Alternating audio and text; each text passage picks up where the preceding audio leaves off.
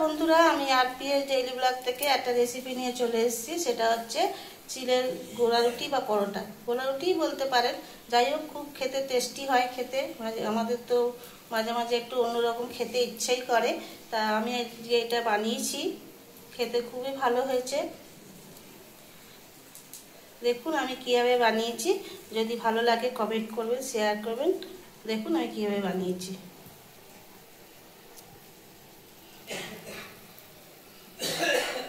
দেখুন বন্ধুরা, আমি চিড়ের পরোটা করার জন্য আমি পাতলা চিড়েটা নিয়ে নিয়েছি। চিড়ে দু রকম হয়, একটা মোটা একটা পাতলা। আমি পাতলাটা নিয়েছি। আমি এটাকে ভালো করে ধুয়ে নেব, কারণ চিড়ের মধ্যে অনেক নোংরা থাকে।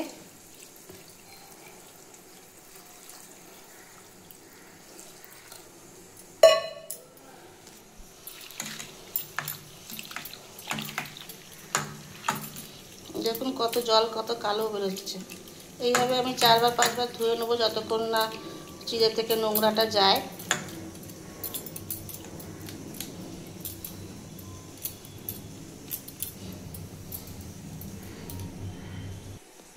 দেখুন আমি চিড়েটা অনেকবার ধরে ধুয়ে নিয়েছি ভালো করে। এবার এটা একটু খানিকক্ষণ ভিজিয়ে রাখবো। এই 10 মিনিট কি 5 মিনিট মতো ভিজিয়ে রাখলেই হয়ে যাবে। আমি 5 মিনিট পরে ফিরে আসছি। দেখুন আমি চিড়েটা 5 মিনিট ভিজিয়ে রেখেছিলাম, একদম নরম হয়ে গেছে। আমি এবার এটাকে হাত দিয়ে চটকে নেব।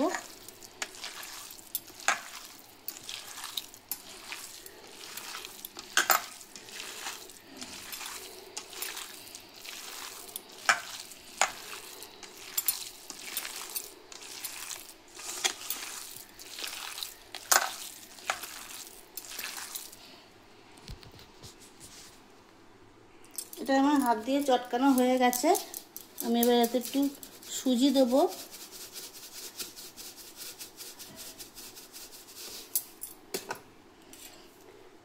কাঁচা লঙ্কা কুচি দেবো,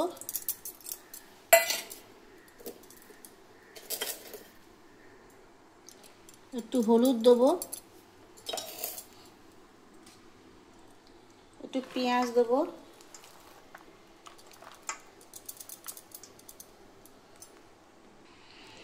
দুটো ডিমও দিয়েছি, সেটা অফ ক্যামেরা দেওয়া হয়ে গেছে। আর এবার পরিমাণ মতো নুন দেবো।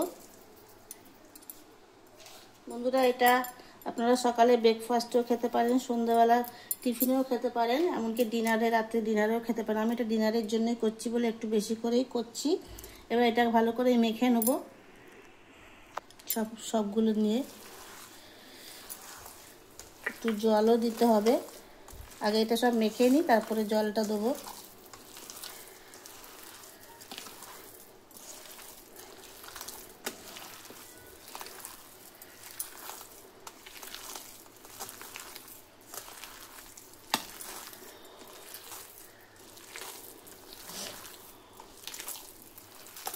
মেখে ফিরে আসছি।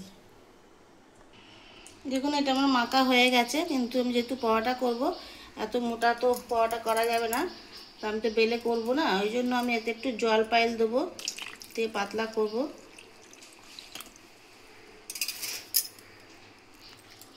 আর একটু গোলমরিচের গুঁড়ো দেবো।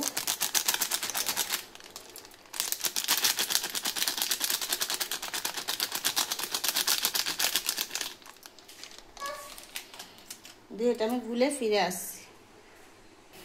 দেখুন আমার ব্যাটারটা রেডি হয়ে গেছে। এবার আমি এদিকে প্যান বসিয়ে দিয়েছি। প্যানটা একটু গরম হোক। দেখুন বন্ধুরা, আমি প্যানে তেল দিয়ে দিয়েছি, প্যানটাও গরম হয়ে এসছে। এটা আমি এবার দিয়ে দেবো। বন্ধুরা, একটা আমার বিশাল বড় ভুল হয়ে গেছে। সেটা হচ্ছে আমি এতে একটু ময়দা মিশিয়েছিলাম, সেটা একদম স্কিপ হয়ে গেছে।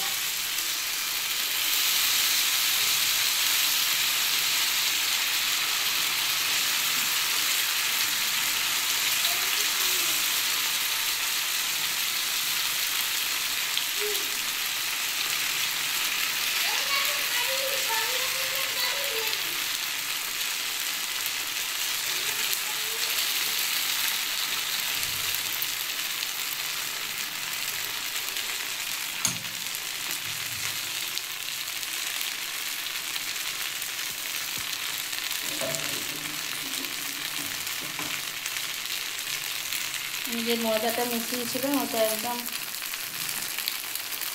চিট হয়ে গেছে। এই ময়দা মিশিয়ে দিয়েছিলাম খানিকটা, একটু চিট আসবে না। এটা আস্তে আস্তে এক পিট করে ভাজতে হবে।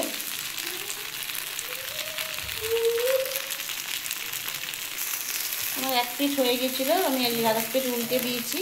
আমি এতে কোনো সবজি বা কিছু দিইনি, আপনারা এটা সবজি দিয়েও করতে পারেন। আমি এটা এমনি করলাম, কিন্তু খেতে এটাও খেতে খুব দারুণ লাগে খেতে।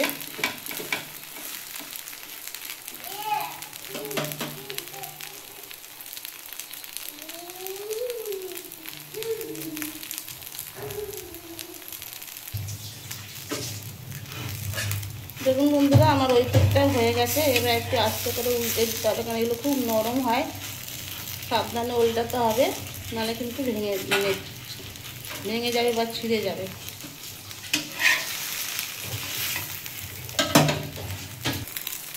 দেখুন আমি আস্তে করে উল্টে দিয়েছি, আমার দু পিঠই হয়ে গেছে। আমি এবার এটা নামিয়ে নেব। এই একইভাবে বন্ধুরা আমি বাকিগুলো করে নেব।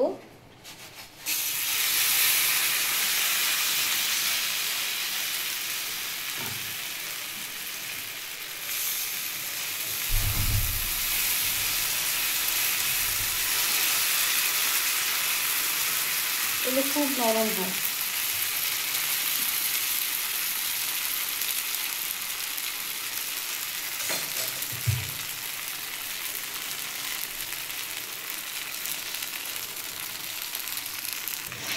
দেখুন বন্ধুরা, আমার এটা এক পিঠ হয়ে গেছে। আমি উপর দিয়ে একটু তেল করে দিচ্ছি।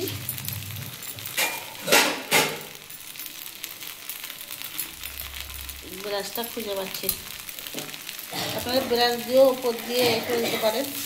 ব্রাশটা পাচ্ছি না, তাই গেল কে জানে। আস্তে করে আমাকে উল্টে দিতে হবে।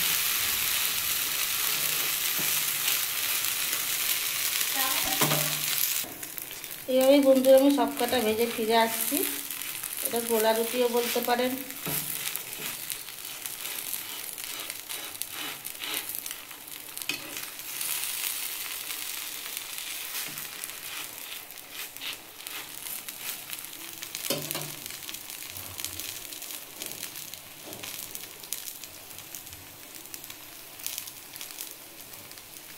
দেখুন বন্ধুরা, আমার চিড়ের গোলা রুটি বা পরোটা রেডি হয়ে গেছে।